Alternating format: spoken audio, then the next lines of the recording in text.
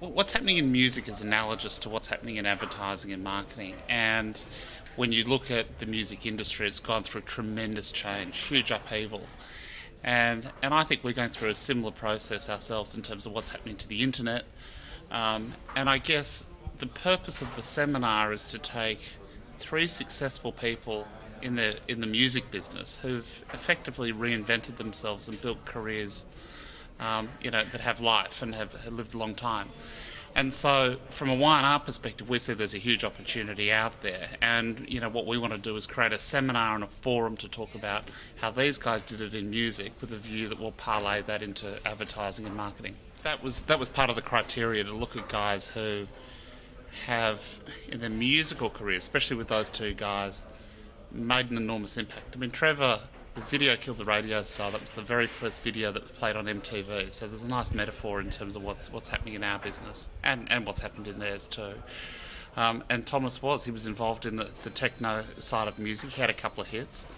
He's been involved in musical programming via software. He is the musical director for TED. I mean, both have built fantastic careers outside of their singing career. And then you look at Sasha, who is probably one of the preeminent journalists in the world when it comes to music too. So he writes for the New Yorker, he's written for the New York Times. He's got a lot to say. And if you also look at new technologies too, in terms of what's happening to music with businesses like Pandora, I mean, some fascinating learnings I think we can all get from it. What I admire about the music business in years gone by is that they were able to retain a level of copyright that I think the advertising business has just foregone. Okay, and so that's a real problem.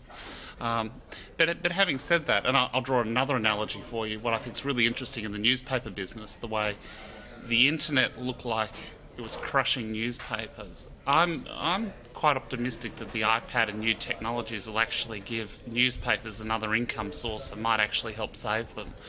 So the point to our Thursday seminar is not to have all the solutions, but to discuss some of the issues that are out there. We did Roger Daltrey last year with The Who. And I guess if you take those bands and musicians that have had careers that have gone on for decades, more than years, but gone on for decades, they view themselves as brands. The music business can also learn, I think, from marketing and advertising. I mean, there's a new economic model out there, and I think that gone are the days where musicians would churn out, albums by the millions and then not even think about sponsorship and other revenue streams now. And I think that we're finding this meshing together of content, music, branding, sponsors, the advertisers themselves, and they're all coming together. So we're also seeing musicians are more willing to do deals.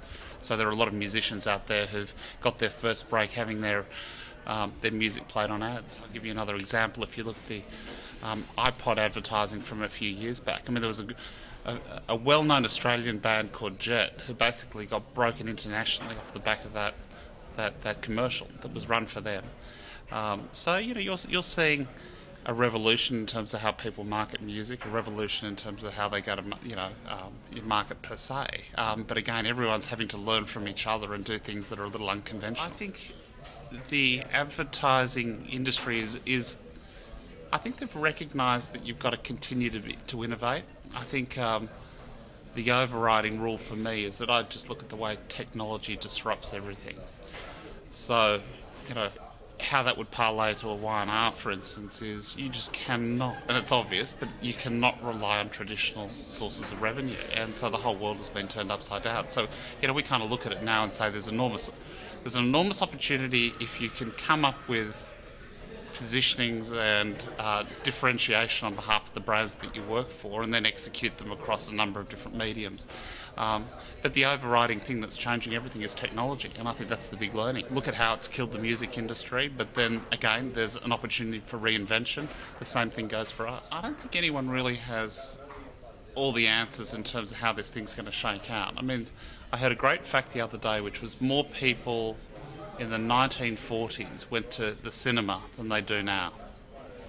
And at the point where television came along, a lot of skeptics at the time said this is going to kill cinema. But the reality is that it changed, it morphed. It's still a profitable industry. It's a very powerful industry. And so, I think the thing with music, with television, they will redefine themselves. And again, there's an economic model out there.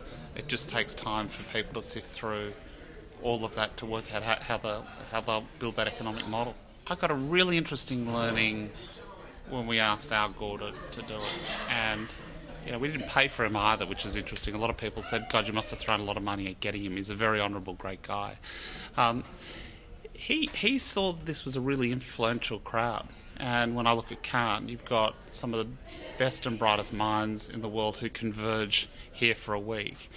And they, in turn, are very influential in terms of setting trends, talking to clients, talking to governments around the world.